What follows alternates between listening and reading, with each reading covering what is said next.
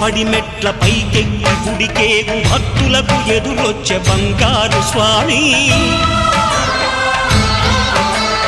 ఇరుముడులు స్పృశించి శుభమనుచు దీవించి జన బృందముల చేరే జగమేలు స్వామి తన భక్తులను నిల్చు తప్పులకు తడబడి ఒక పక్క ఒరిగెనా ఓంకారమూర్తి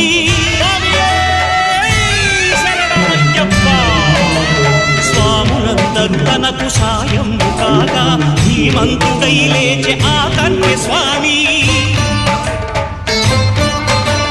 పట్టబంధము వీడి భక్తతతికై పరుగు పరుగున వచ్చే భూమిపైకి నరుడై